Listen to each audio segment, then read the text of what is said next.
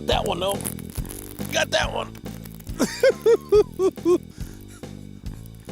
Try not to let him get away on me here. He's not that, doesn't feel that big. Fighting down though, that's a good sign. Oh, he's just a little guy. Golly, a little guy came up and blasted that Rico. Little Rio Rico bass. Ow, gotcha. You gotta be careful of them hooks, folks. Look at that front hook just popped right out of there. They're not coming up. He's just a little guy. I bet he don't go 10 inches. Well, he'll go 10 inches, but I'll tell you what, we're back at Bartlett Lake, fall fishing. It's been raining on us all morning, and wanted to come out and see if we can catch the last part of the good topwater bite. And if we can't, then we're gonna try some other things here to see if we can't catch these fish. But right now I'm just throwing Rio Rico. Last time I was here, the lake was a lot higher. We have a lot lower water level. It's been raining. I'm sure they're taking it down for a reason, but then I decided to pull out one of my favorite all-time Rico patterns, which is the lightning shad. And that's what this is here. Made by Lobina Lures, and you can tell this one's been beat up a little bit, but I'll tell you what, this particular bait I've been able to take all over and catch fish on it. Oh, got him. That was a good blow up right there. That's a better fish. Oh yeah, that's a nice Bartlett Lake bass. Let's keep him down. Come on, baby, he's running towards the boat, Oh, and I got a hook in my shoe, my spoon. Oh no. Oh, that's a good fish. That's a good fish. Oh yeah, that's a good, look at the size of that fish, folks. Bartlett Lake bass. Look at that. Come on. Ah, yeah. That's a big fish for Bartlett Lake, folks. That is a nice bass that just blew up on that Rio Rico right there. That's why I like that bait right there. Oh my goodness. Oh, I'm gonna have to get some pliers out on this big guy. You got to be real careful with these treble hooks, not getting them in you. Look at that fish, folks. Now that is what you catch with that Rio Rico out here, Bartlett Lake. That's a 3-pounder. That's a beautiful fish. That's just beautiful. Look at that. All right, buddy. This time of year, it is so important to take advantage of every opportunity you got to catch some topwater bass. Now, in saying that, there's a few things to think about when you're doing this kind of fishing. First off, you can see all the sand that you see, and then you see these rock little pilings coming out on the points. I consider that a little bit of a point there. And I threw out on that point, and that's where I caught that fish. So it's just something different. You can almost guarantee that if you see how the water recedes back, and you can see the rocks coming down in the water, that it's gonna keep doing that for a while. So it gives those bass an edge to sit on, a place to go, you know, a hiding spot to ambush their prey. So if they're sitting alongside the bank there, this is the kind of stuff you're looking for. You could go along all that sand stuff and all of a sudden you hit something that's different, like a rock or something in the water, and throw along that, and that'll help you catch some of these fish. Today, unless I see them chasing, I'm just kind of letting the bait sit, and then I'll pop it a little bit, take a couple of pops. I'm not really working it that hard. And that's another thing about topwater, is finding that cadence that the bass really like, that you think you can get them on. There's times I just let it sit there and they come up and blast it. You gotta really pay attention to the cadences and find out what they're gonna go after. There's times you can keep the bait coming. There's times you can make it spit. See how it spits up in front? You know, I can make that thing spit and it looks like a little shad running out in front of it. And if the bass are real aggressive, they'll come up and just eat that thing doing that. But that's not how you always work it. There's times you just got to give it little pops like that, just little tiny pops. You know, let it sit there, little tiny pops. And I'll tell you what, this bait is incredible. Comes with great hooks. You know, they put real nice hooks on these baits. And I'll tell you what, I've caught a lot of fish on these things, even since I was a kid, before I even had my own color. I've loved these baits. Great topwater bait. Can't beat it. Now, you want to throw this on a medium action rod. There's something else to think about. You know, we played that fish out. My rod was bending. You know, I'm not using a heavy rod. You don't want to use a heavy rod when you're throwing little treble hooks. So you want to be sure that the rod that you're using, I'm using a 7.5 foot. This is I think it's a 7.2 Johnny Moore Signature Series rod. And it's a great rod. It's light and it's medium action and it's just perfect for this Rico. I paired that up with the Johnny Moore Signature Series reel, 6.4:1 ratio reel. And then on top of that, I'm using a green monofilament line. You can use clear, you can use green. I like green. I don't know, I've always gone with green, but monofilament line for topwater for me is huge. It allows a little bit of stretch and it floats. So that's real important with this bait. And I keep going over these things. In other shows, if you've watched my show over the years, we talk a lot about the same types of rigs and stuff. It's important to be sure that you're using the correct rod, the correct line, the reels. All this is a tool to catch fish. Sure, you can buy one rod and one reel, buy a 10-pound test line and throw a lot of different baits on it and go catch fish on it. But if you want your hookup percentage to be better, if you want, you know, there's no substitute for quality. Something else I want to mention is I even got my yellow glasses on this morning because it's, you know, we had such a cloud cover. I did bring my other sunglasses, but I think it's important, and parents, you at home, it's very important, even with kids, adults, everybody in general, to wear some kind of safety protection glasses when you're fishing. I can't tell you how many times I've seen people go out fishing and they have no glasses on. That's a good way to get a hook in the eye when you set the hook and the lure comes back and hits you in the face or something like that. It's always best to just protect yourself. Even when I'm night fishing, I like to wear clear glasses. It's just that way.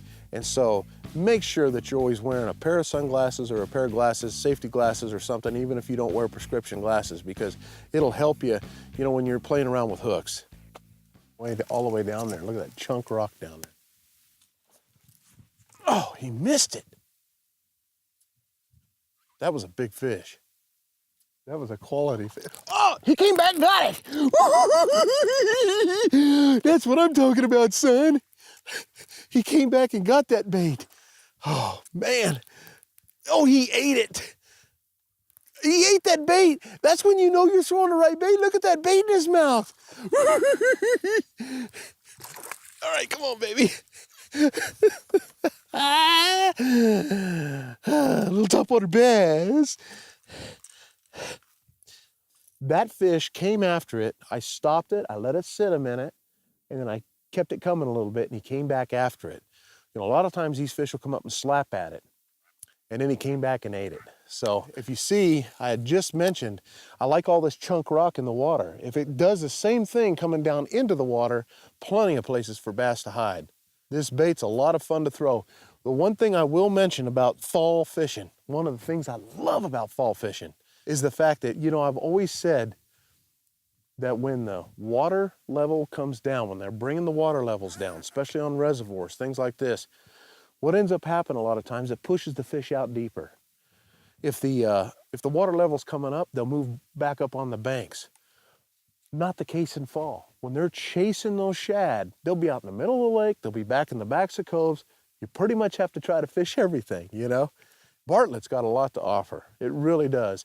We can be out here on this main lake like what we're doing now, fishing this kind of stuff, and then we can go right back into the river and be fishing weeds and trees and all kinds of stuff. It's a lot of fun to fish this lake. And it reminds me, and I've said this a lot too, it reminds me of the old Roosevelt Lake. Roosevelt used to be like one after another, and you'd catch a bunch of little ones and have a lot of fun. Once in a while, get a couple big ones. But Roosevelt used to be the same way as this lake. This lake's been a lot of fun. You know, a good old buddy of mine, Gary Senft, this is one of his home lakes. We've had him on the show before. Great fisherman. He's been coming out here catching 40 fish a day. I mean, wow. I mean, that's a lot of fun. You need to get out here when it's that good and have some fun fishing. Oh!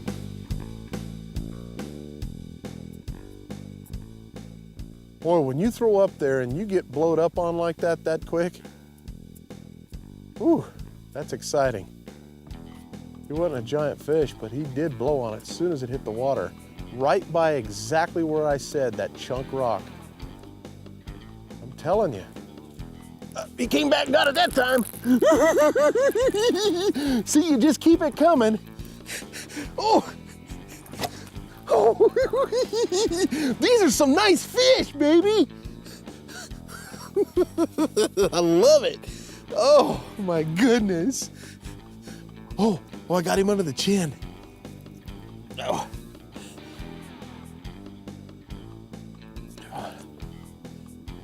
Oh, he's got the hook in his mouth too. We're good. I'm gonna be real careful with this fish.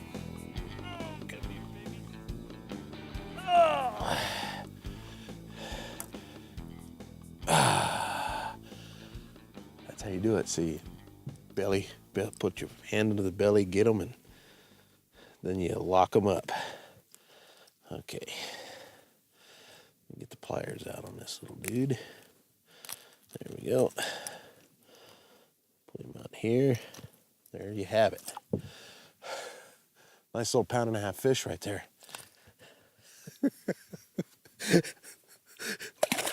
Come on, man. If that don't get your heart pumping, man, we threw right in there. As soon as I hit that chunk rock, he blew up on it. And then I just kind of eased it out of there, and he came right back and blew up on it. You know, you gotta think that when you throw this bait out there, you gotta make it either look like an injured shad or some kind of bug on the water. An injured shad or a bug is not gonna go bloop, bloop.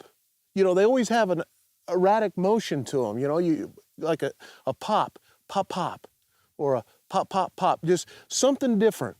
And a lot of times, if you keep the cadence coming, just very slow, just real slow like that, and then do that double pop or something like that, that's usually the reaction you need out of the fish to hit it.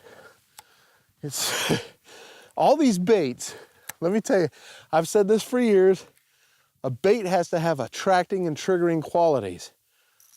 Beautiful attracting quality, let me tell you. The triggering quality comes on this end of the business end of the stick, and that's you. So the thing is when you're throwing baits like this, you gotta make the action happen. Sometimes they'll hit it just sitting there.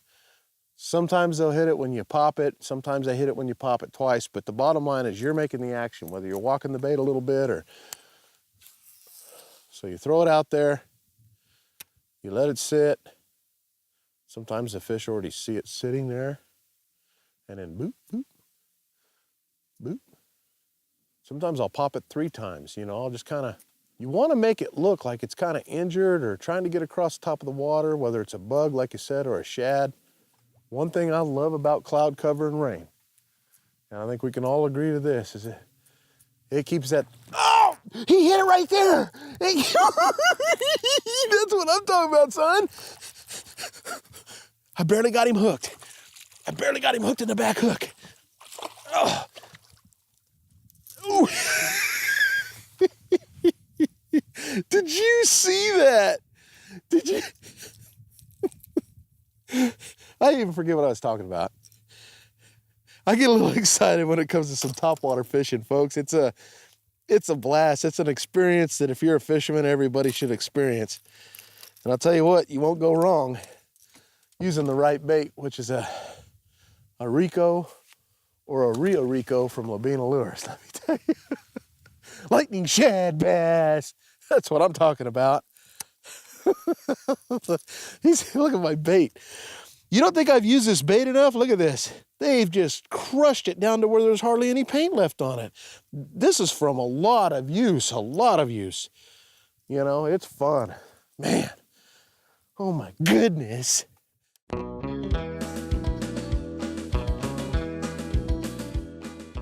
got a little tip for you for these kind of treble hooks things. When you go find yourself a good pair of needle nose pliers to get these hooks out with, take a good look at these. See how it's got the little hook on it? If you can find a pair of needle nose pliers that actually has that little hook on it right there, when you grab the treble hook, it really helps, and it doesn't hurt your treble hook to grab the bend there, and it kind of comes down on the hook, and you can pop it loose a lot easier than trying to use a regular pair of needle nose. Regular pair of needle nose will work, but I like these a lot better. Over the years, these are my favorite for this kind of fishing. If I'm throwing a big spinnerbait or something with a big hook or something, then I'll go to the other. But this particular one for treble hooks, crankbaits, I like that. So just a little tip there.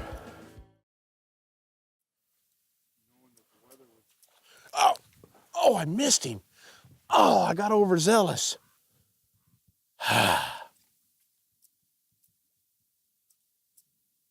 He'll come back. I said he'll come back. I said he'll come back. I told you. That's when fishing's fun, man. I'm telling you, he's a good fish. I said, oh, he'll come back. Oh, he's a good fish now. Okay. Gotta be careful you don't get stuff slung in you. Come here. I gotta get him just right. Come on, buddy.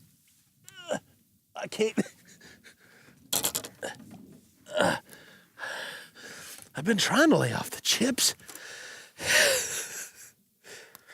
When you go to lip them, you lip them fast too and hard. Don't let go. No, that's what you're gonna do. Don't iffy it.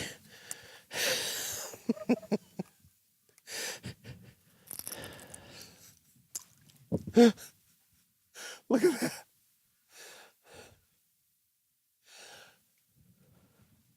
Got a little tip for you. That is so much fun. Oh my goodness. I had a birthday yesterday. I'm having fun. I was out fishing yesterday. I got to fish today. Another year older, another ache and pain. But I still love this. This is so much fun. He came back. You never want to just automatically reel up and go, I'm going to cast in there again. If they don't touch the bait, let it sit there a second, then start popping it across again. Give them an opportunity to come back, because if he didn't feel it, they'll come back.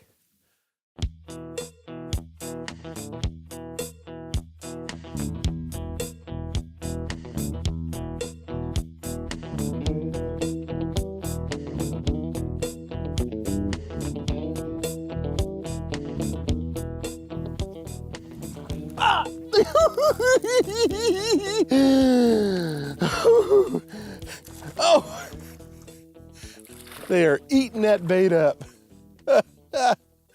Not a giant fish, but a fun one. I'll tell you what, I have had a great time on the show today. I hope you all had a good time watching it as much as I've had fun making it out in this cold weather. This ain't nothing. When I go back home, I'm probably going to see snow. But I can tell you this, it's been a blast. Bartlett Lake's a lot of fun to fish. Here's the deal, we're here during the front. So obviously after the cold front blows through, it might slow the fishing down just for a couple of days, but it might not. It's fall. When they start feeding up on them shad, sometimes the weather that comes through during the fall when they're chasing these shad around, feeding up for the winter and all that good stuff, it doesn't affect them as much. But bluebird, clear skies after a cold front normally like this, especially with the water cooling down and stuff, could affect it a little bit where you might have to do some spooning or something like that. But we've had a blast on the show. I want to thank you for joining me, and we'll see you next week. I'm Johnny Johnson.